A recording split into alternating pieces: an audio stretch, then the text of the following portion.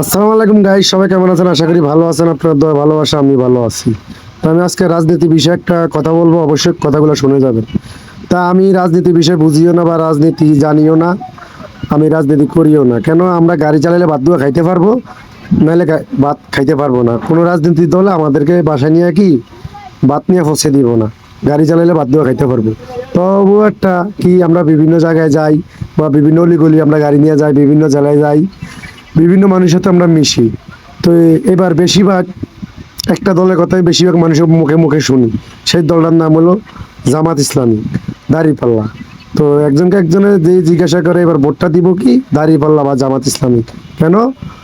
আমরা বিএনপিও দেখছি বা আওয়ামী লীগও দেখছি, ওই সব দুই দলের বা কেউ 10 বছর, কেউ 9 বছর, কেউ 15 বছরও ছিল।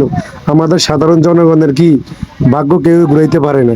তো এবার একটা নতুন দল দেখবো, সেটা হলো জামাত ইসলামী। তো আমি সকল গাড়ির ড্রাইভারদেরকে জিজ্ঞাসা করব, জামাত ইসলাম আসলে কি আমাদের জন্য গাড়িওয়ালাদের জন্য কি ভালো হবে না খারাপ হবে? অবশ্যই জানাবেন। আর আপনারা ভোটটা কোন জায়গায় দিবেন সেটাও জানাবেন।